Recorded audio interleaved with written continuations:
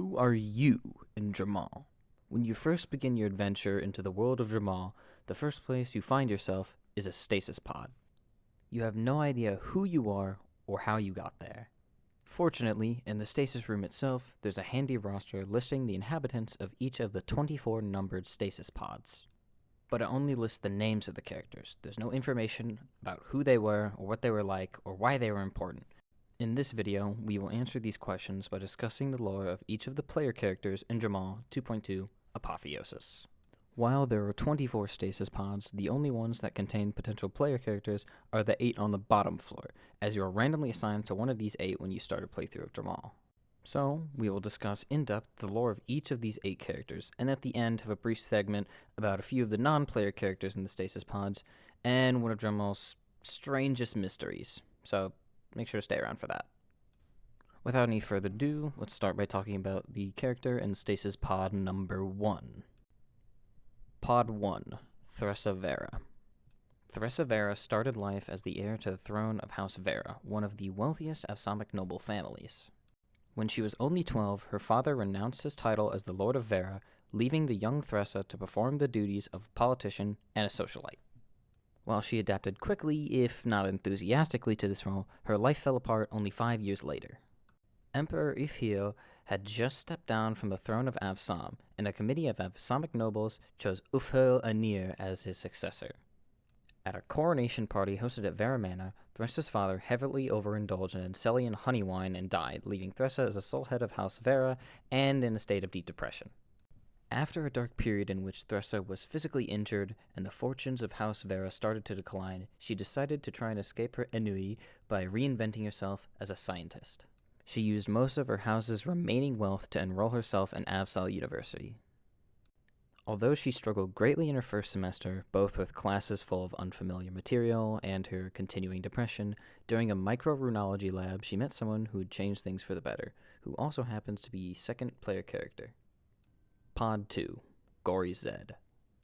Gohri Zed is not Avsamic by birth. On the contrary, she was born in Verukhan, now Salvarukt, by the name of Gohri, to tech priest Lakeva of the Veruk tribe. When Gohri was very small, Verukhan was conquered by Avsam, forcing the remaining Veruktian peoples into hiding beneath their sacred altar of insight. They were trapped there for 2 years, until the 3 surviving tech priests had an idea. They would use Gohri as a plant to use Avsam's great power to their advantage. While previously she had only been trained as a blacksmith, Gohri began discreetly studying runic catalysts and their programming, until there arose an opportunity. A group of Avsamic scientists sent to Salvaruk to study the stolen Veruktian technology.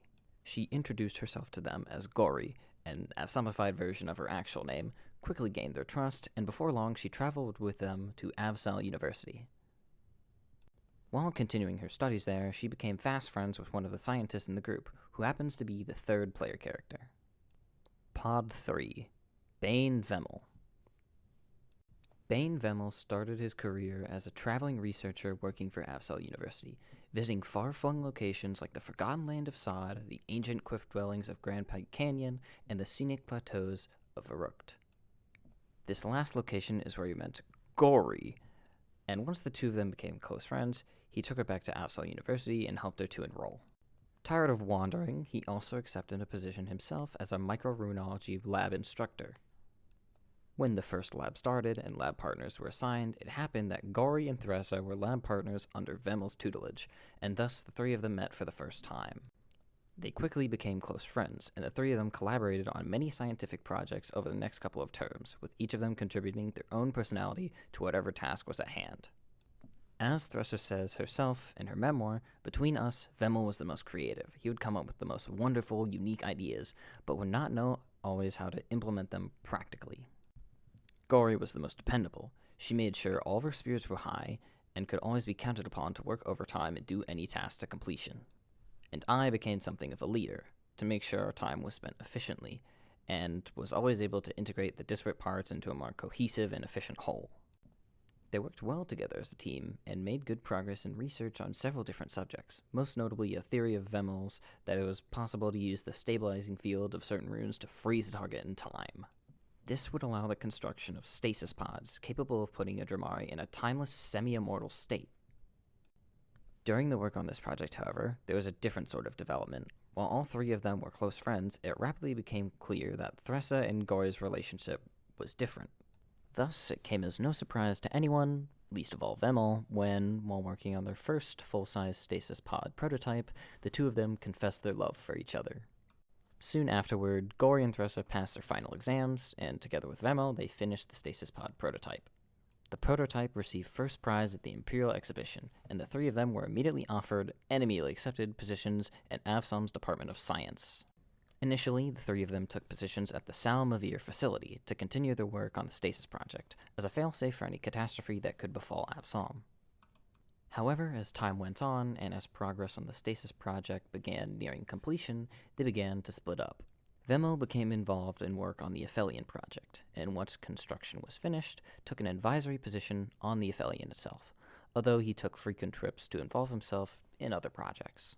Gohri took a position back in Avsom as one of the lead programmers for a new concept by lead technician Muslir called Avsis.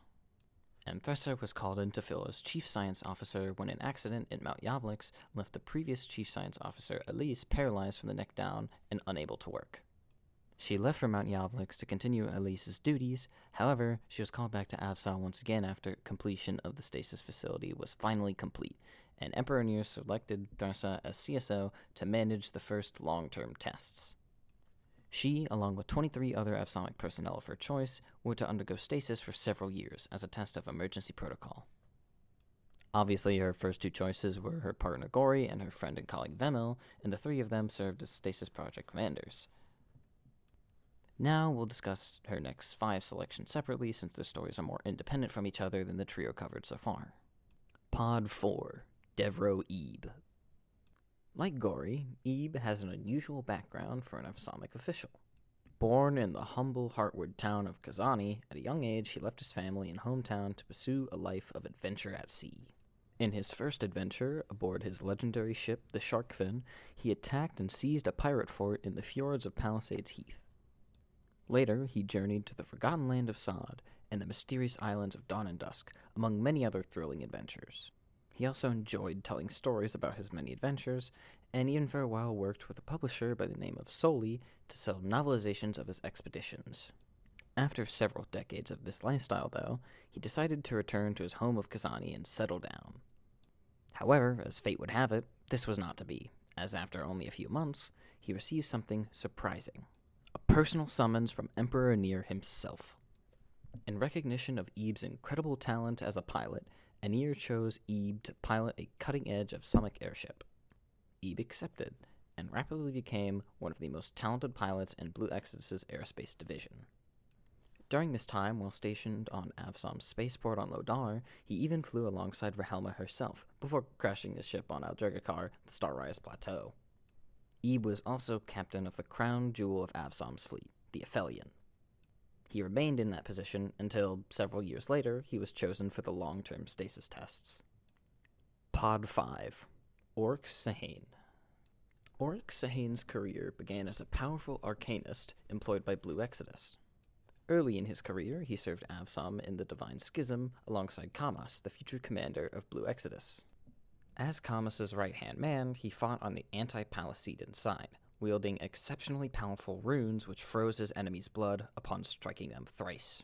He and Kahmas performed so well and proved themselves in battle so exceptionally that Lo herself hand-picked the two of them to lead the mission to free Sereven from Itaj when the Palisedans controlled it.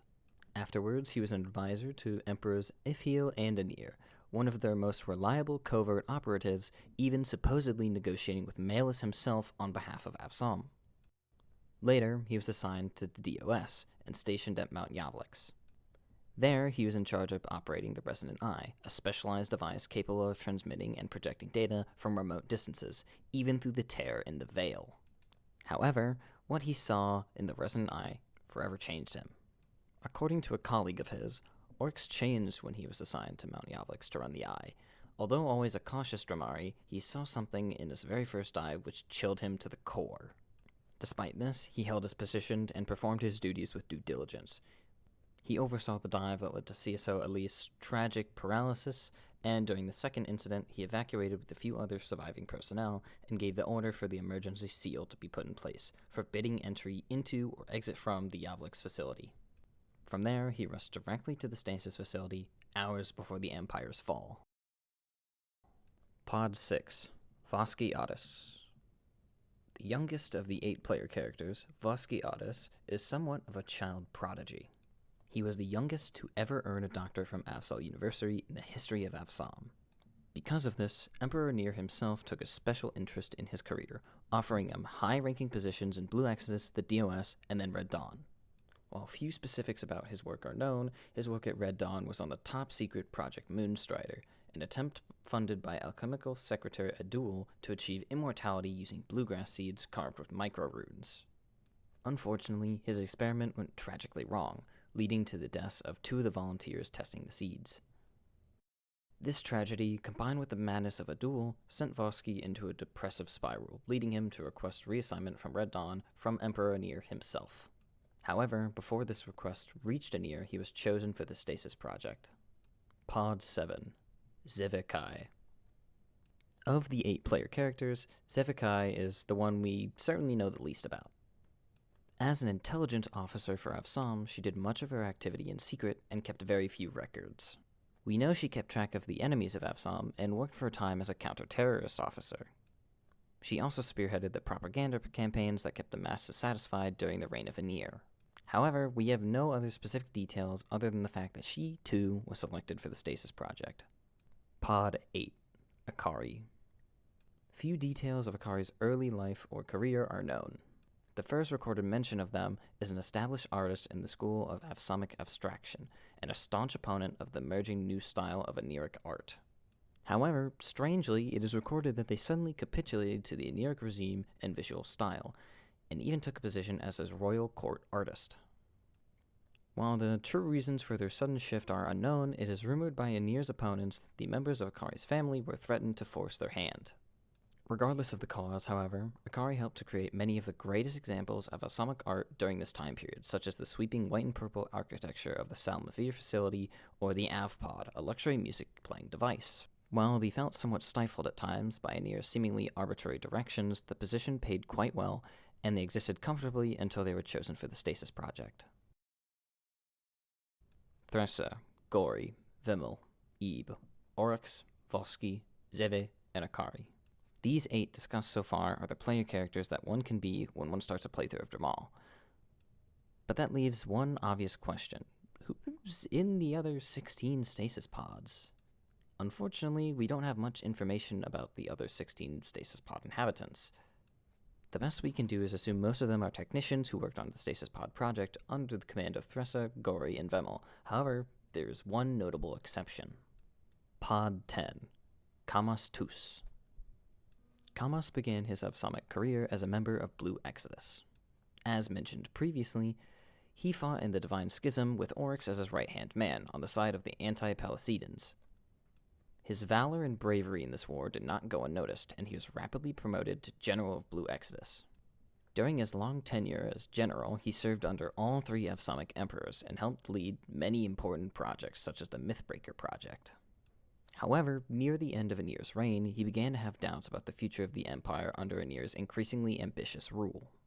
These doubts, combined with heated disagreements with Alchemical Secretary Adul, the head of Red Dawn, worsened until he was considering resigning his post as the General of Blue Exodus. However, it was too late, as he was soon summoned to the Stasis facility, and then the emergency signal forced him to go into long-term stasis with the others. One might assume this is where his story ends. However, there is a greater mystery surrounding Kahmas.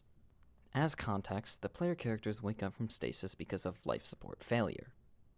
While the 8 player characters wake up amnesiac but unharmed, every other member of Stasis is dead, killed by the failure of their Stasis life support systems. Except that's not actually true, while 4 of the pods that should contain corpses are empty.